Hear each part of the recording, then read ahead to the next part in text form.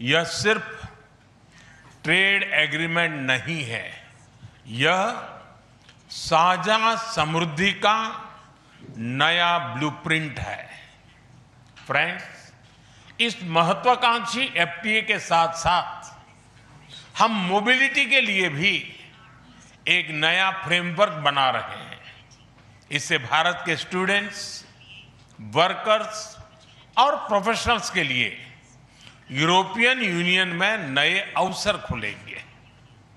Science and technology में हमारा लंबे समय से एक व्यापक सहयोग रहा है।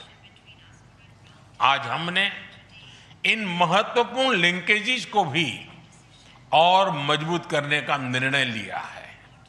फ्रेंड्स, रक्षा और सुरक्षा सहयोग किसी भी स्ट्रेटेजिक पार्टनरशिप की नींव होती है और आज हम इसे सिक्योरिटी एंड डिफेंस पार्टनरशिप के जरिए औपचारिक रूप दे रहे हैं।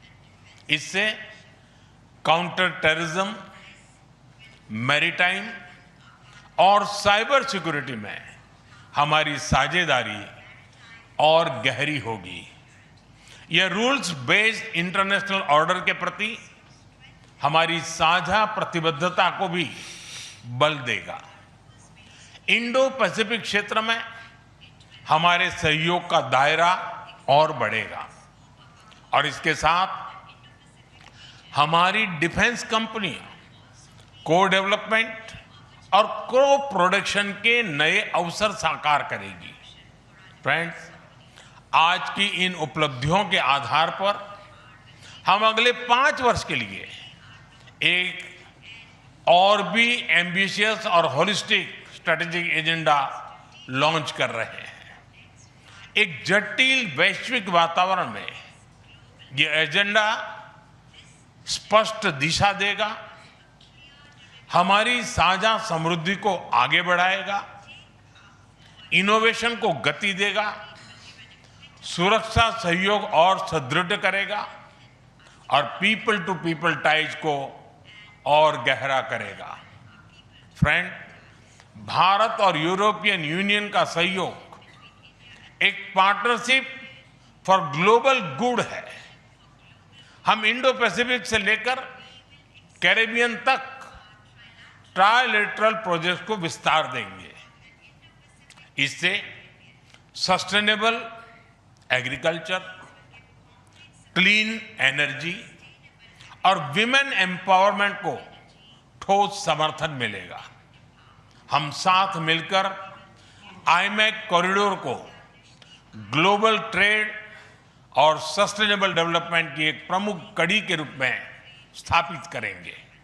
फ्रेंड्स, आज ग्लोबल ऑर्डर में बड़ी उथल-पुथल है। ऐसे में भारत और यूरोपियन यूनियन की साझेदारी अंतर्राष्ट्रीय सिस्टम में स्थिरता को मजबूती देगी। इस संदर्भ में आज हमने यूक्रेन, पश्चिमी एशिया, इंडो पैसिफिक सहित कई वैश्विक मुद्दों पर विस्तार से चर्चा की। मल्टीलेटरलिज्म और इंटरनेशनल नॉर्म्स का सम्मान हमारी साझी प्राथमिकता है। हम एकमत है कि आज के चैलेंजेस का समाधान करने के लिए ग्लोबल इंस्टीट्यूशंस का रिफॉर्म अनिवार्य है। फ्रेंड्स, राष्ट्रों के संबंधों में कभी-कभी ऐसा क्षण आता है जब इतिहास स्वयं कहता है, यहीं से दिशा बदली, यहीं से एक नया युग शुरू हुआ।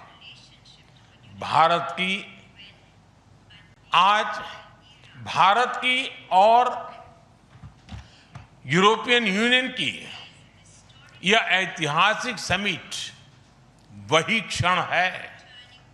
मैं एक बार फिर इस अभूतपूर्व यात्रा के लिए, भारत के प्रति आपकी मित्रता के लिए और हमारे साझा भविष्य के प्रति आपकी प्रतिबद्धता के लिए प्रेसिडेंट कोस्टा और प्रेसिडेंट फॉन डेर लायन का हार्दिक धन्यवाद करता हूं।